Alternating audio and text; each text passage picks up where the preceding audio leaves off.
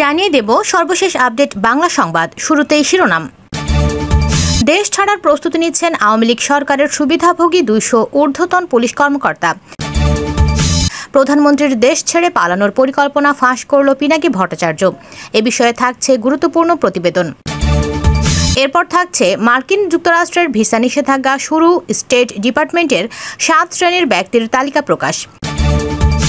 সবশেষে দেখবেন ডক্টর ইউনূসকে নিয়ে ক্ষিপ্ত আমেরিকা, আন্তর্জাতিক মহলের চাপে তত্ত্বাবধায়ক সরকার হচ্ছেন প্রফেসর ইউনূস। এতক্ষণ শুনছিলেন সংবাদ শিরোনাম, এখন থাকছে বিস্তারিত।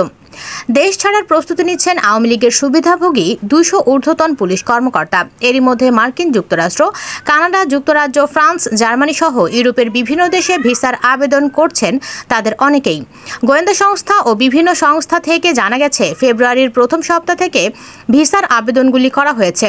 এই তালিকায় ঢাকা মেট্রোপলিটন পুলিশ, ডিএমপি, সদ্য বিদায়ী কমিশনার ও অতিরিক্ত আইজিপি, ডিআইজি ও অতিরিক্ত ডিআইজি সহ এমপি মর্যাদার বেশ কয়েকজন কর্মকর্তা রয়েছে। তবে সংখ্যার দিক থেকে 20 থেকে 25 ব্যাচের কর্মকর্তাদের আবেদনের পরিমাণ বেশি, আর বেশিরভাগ কর্মকর্তার পছন্দের শীর্ষে রয়েছে আমেরিকা ও কানাডা। সংশ্লিষ্ট একাধিক তথ্যমতে ডিএমপির সাবেক কমিশনার শফিকুল ইসলাম 12তম ব্যাচে, অতিরিক্ত আইজিপি রুহুল আমিন, অতিরিক্ত আইজিপি কামরুল আহসান, অতিরিক্ত আইজিপি আতিকুল ইসলাম, 15 ব্যাচের কর্মকর্তা মনিরুল ইসলাম, শাহাবুদ্দিন খান, মাহবুবুর রহমান, খন্দকার লুৎফর কবির আল মাহমুদ, কৃষ্ণপদ রায়, 17 ব্যাচের কর্মকর্তা হাবিবুর রহমান, 18 ব্যাচের কর্মকর্তা আসাদুজ্জামান মাহবুবুল আলম আমেরিকার ভিসার আবেদন করেছেন। 17 ব্যাচের মিজানুর রহমান, হাফিজ আক্তার, আনোয়ার হোসেন ও মইনুদ্দিন কানাডার ভিসার আবেদন করে রেখেছেন। 17 ব্যাচের আব্দুল বাতেন ফ্রান্সের ভিসা আবেদন করে রেখেছেন। 18 ব্যাচের ইমাম হোসেন এবং মোজাম্মেল হক জার্মানির ভিসার আবেদন করে রেখেছেন। 15 ব্যাচের কর্মকর্তা বনোজ কুমার মজুমদার ভারতের ভিসার আবেদন করে রেখেছেন। দেশ ছাড়তে প্রস্তুতি নিয়ে কর্মকর্তাদের পছন্দের শীর্ষে আমেরিকা, কানাডা হলেও অনেকে জার্মানি, যুক্তরাজ্য, সুইজারল্যান্ড, ফ্রান্স, পর্তুগাল, গ্রিস, তুরস্ক, থাইল্যান্ডের ভিসা আবেদন করেছেন। তবে ইতিমধ্যে কতজন ভিসা পেয়েছেন তা এখনও নিশ্চিত হওয়া যায়নি। গোয়েন্দা সূত্র জানায়, গত 14 বছর ধরে ক্ষমতাসীন আওয়ামী লীগের আমলে পদ, পদবি, অর্থবিত্ত অর্জন এবং ক্ষমতার অপব্যবহারকারীর পুলিশ কর্মকর্তাদের মধ্যে এক ধরনের আতঙ্ক বিরাজ করছে কিছুদিন ধরে।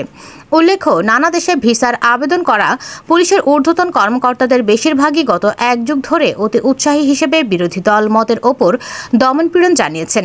পিনাকি ভট্টাচার্য বলেন, বাংলাদেশকে একেবারে ডুবিয়ে দিয়েছে হাসিনা। বিদেশি ঋণ দিয়ে বাংলাদেশের বিদেশি ঋণ গত 10 বছরে মানে হাসিনার বিনা ভোটে আমলে 3 গুণ বেড়েছে। এখন মোট ঋণের পরিমাণ $96 বিলিয়ন, যা বাংলাদেশ ব্যাংকের রিজার্ভের তুলনায় 4 গুণ বেশি। তাহলে আমাদের আশেপাশের দেশগুলোর বৈদেশিক ঋণ গত 10 বছরে কত গুণ বাড়ছে একটু দেখে নেই। বাংলাদেশের ঋণ বাড়ছে 3 গুণ, পাকিস্তানের ঋণ বাড়ছে 101%, ইন্ডিয়ার বাড়ছে 83%, আর দেউলিয়া শ্রীলঙ্কা 119% ঋণ বেড়েছে। বাংলাদেশে বৈদেশিক ঋণের হার শ্রীলঙ্কা থেকে বেশি গুণ বাড়ছে। হাসিনা বিরাট চমৎকার হিসেব করে রেখেছে, 2024 সালে ঋণ শোধ করার জন্য ঋণের পরিমাণ রেখেছে খুব কম। 2024 সালে ঋণ শোধ করতে হবে $3.28 বিলিয়ন, 2025 সালে শোধ দিতে হবে $4.02 বিলিয়ন। হাসিনা চালাকি করে ঋণ শোধের কিস্তি করছে, আস্তে আস্তে বাড়িয়েছে। হাসিনা তেল কিনতে পারছেন না, রপ্তানি আয় কমছে, তাই হাসিনা এক্সট্রা লোন শোধের টাকা পাবে না, তাই সে বিদেশে পালাবে। পালানোর আগে দেশের যেটুকু যা আছে সেটুকু সুটকেসে নিয়ে ভাগবে।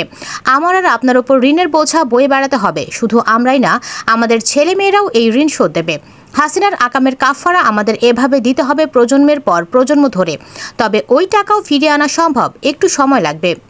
বিশ্বের নতুন রাজনৈতিক মেরুকরণে বাংলাদেশ বৃহৎ শক্তিধর দেশগুলোর আগ্রহের কেন্দ্রবিন্দু হয়ে উঠছে কিনা তা নিয়ে নানা মত আছে। আন্তর্জাতিক সম্পর্ক বিশ্লেষকদের কেউ কেউ মনে করেন, বাংলাদেশের ভৌগোলিক অবস্থান, সম্ভাবনাময় অর্থনীতি এবং বঙ্গোপসাগরের প্রতি বৈশ্বিক আগ্রহ, এইসব কারণে রাজনৈতিক মেরুকরণের নতুন ক্ষেত্র হচ্ছে বাংলাদেশ। এর সাথে দ্বিমতও আছে। বিশ্লেষকদের আরেকটি অংশ মনে করছেন, বাংলাদেশ নিয়ে শক্তিধর দেশগুলোর আগ্রহ থাকলেও সেটা খুব বেশি নয়। বাংলাদেশ নিয়ে সম্প্রতি যুক্তরাষ্ট্র, চীন এবং রাশিয়া যেসব তৎপরতা এবং বক্তব্য দিয়েছে, তাতে মেরুকরণের আভাস পাওয়া যাচ্ছে। নির্বাচন নিয়ে বর্তমান সরকারের ওপর যুক্তরাষ্ট্রের চাপ দৃশ্যমান হলেও চীন এবং রাশিয়ার অবস্থান যুক্তরাষ্ট্রের সাথে সামঞ্জস্যপূর্ণ নয়। আন্তর্জাতিক রাজনীতিতেও যুক্তরাষ্ট্রের সাথে রাশিয়া ও চীনের বিরোধ এখনও দৃশ্যমান। এর প্রভাব বাংলাদেশের ক্ষেত্রেও পড়ছে বলে মনে করেন বিশ্লেষকরা। বাইডেন প্রশাসনের পররাষ্ট্রনীতির একটি অংশ হচ্ছে বিশ্বের বিভিন্ন দেশে গণতন্ত্র ও মানবাধিকার প্রতিষ্ঠার পক্ষে কাজ করা। এরই অংশ হিসেবে তারা বাংলাদেশের বিষয়ে আগ্রহী হয়েছে। দ্বিতীয় কারণ হচ্ছে আমেরিকার একটা ইন্দো প্যাসিফিক কৌশল আছে, যেটি সক্রিয়ভাবে কার্যকর করতে তারা মনোনিবেশ করেছে। এই কারণেই এশিয়া অঞ্চলে বন্ধু সংগ্রহে আগ্রহী যুক্তরাষ্ট্র। আমেরিকার লক্ষ্য চীন রাশিয়া বলয় থেকে বাংলাদেশকে গণতান্ত্রিক বিশ্বের বলয়ের সাথে সংযুক্ত করা বা সংযুক্তিকে আরও শক্তিশালী করা। ইউরোপীয় ইউনিয়নভুক্ত দেশগুলো চায় বাংলাদেশে যাতে গণতন্ত্র শক্তিশালী হয়। একই সাথে এসব দেশে বাংলাদেশকে যেসব সুবিধা, বিশেষ করে বাণিজ্য সুবিধা দেওয়া হয়, তার পেছনে মূল উদ্দেশ্য হচ্ছে বাংলাদেশের গণতান্ত্রিক প্রক্রিয়া শক্তিশালী রাখা। হাসিনা সরকারের দমনপীড়ন নিয়ে আবারও উদ্বেগ প্রকাশ করল হিউম্যান রাইটস ওয়াচ। রিপোর্ট বলছে, প্রধানমন্ত্রী শেখ হাসিনা প্রতিপক্ষের পদত্যাগ আহ্বানের দাবিতে আলোচনা প্রত্যাখ্যান করার পর তাদের আরও দমনপীড়ন বাড়ানো হয়েছে। দেশকে কঠোর হস্তে শাসন করার অভিযোগ আছে শেখ হাসিনার বিরুদ্ধে। ব্যাপকভাবে মানবাধিকার লঙ্ঘনের অভিযোগে তার প্রশাসনের বেশিরভাগ সিনিয়র পুলিশ কর্মকর্তার বিরুদ্ধে নিষেধাজ্ঞা দিয়েছে যুক্তরাষ্ট্র। নতুন মার্কিন ভিসা নীতির আওতায় কাদের ফেলা হয়েছে, কতজনকে ভিসা নিষেধাজ্ঞা দেওয়া হয়েছে, তাদের ভূমিকা ও অবস্থান কী ছিল, এমন প্রশ্নের জবাবে ডোনাল্ড লু বলেন, আমরা শুরু থেকেই বলেছি, এই নীতির আওতায় ভিসা নিষেধাজ্ঞা যাদের দেয়া হবে তাদের নাম আমরা প্রকাশ করব না। কাউকে ভিসা না দেওয়া সহ যে কোনো ভিসা রেকর্ড মার্কিন আইন অনুযায়ী গোপনীয় তথ্য। আমি এটুকু বলতে পারি যে এই নীতি ঘোষণা করার পর থেকে সার্বিক ঘটনা খুব কাছ থেকে আমরা দেখেছি। সাক্ষ্য প্রমাণ ভালোভাবে পর্যালোচনা করার পর আমরা আইন প্রয়োগকারী সংস্থা, ক্ষমতাসীন দল ও বিরোধী রাজনৈতিক দলের সদস্যদের ওপর ভিসা নিষেধাজ্ঞা আরোপ করেছি। এই নীতির উদ্দেশ্য হল সহিংসতা কমানো এবং অবাধ ও সুষ্ঠু নির্বাচনকে বাধাগ্রস্ত করে এমন যে কোনো কর্মকাণ্ড প্রতিরোধ করার মাধ্যমে বাংলাদেশের জনগণের গঠনমূলক অংশীদার হওয়া। বিরোধী দল বাংলাদেশের জাতীয়তাবাদী দল বিএনপির বিরুদ্ধে ব্যাপক দমনপীড়ন চালানো হয়েছে। এর ফলে দলটি অনুষ্ঠিত জাতীয় সংসদ নির্বাচন নিয়ে পশ্চিমারা সমালোচনা করেছেন। এর ফলে দলটি নির্বাচন বর্জন করেছে। এ অবস্থায় 7 জানুয়ারি অনুষ্ঠিত জাতীয় সংসদ নির্বাচন নিয়ে পশ্চিমারা সমালোচনা করেছেন।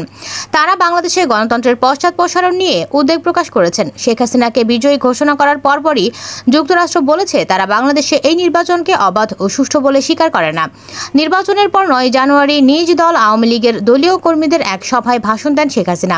সেখানে তিনি অভিযোগ করেন যে বিএনপি তার অজ্ঞাত বিদেশি প্রভুদের পক্ষে কাজ করছে। 2026 সালে জাতিসংঘের স্বল্পোন্নত দেশের তালিকা থেকে উন্নীত হওয়ার কথা বাংলাদেশে। এই পট পরিবর্তনের পরে ইউরোপিয়ান ইউনিয়নের বাজারে শুল্কমুক্ত এবং কোটামুক্ত রপ্তানি সুবিধা প্রত্যাহারের আগে 3 বছর সময় পাবে বাংলাদেশ। বাংলাদেশে বিশ্বব্যাংকের সাবেক প্রধান অর্থনীতিবিদ জাহিদ হোসেন ডয়েচে ভেলেকে বলেছেন, বাংলাদেশ পশ্চিমা দেশগুলোর সঙ্গে অর্থনৈতিক সুবিধাগুলো ধরে রাখতে বিকল্প পন্থা ব্যবহার করতে পারে। তিনি বলেন, এলডিসি তালিকায় যে সুবিধা আমরা পাই তা পুনর্বহাল করার জন্য বিকল্প পন্থা অবলম্বন করা যেতে পারে।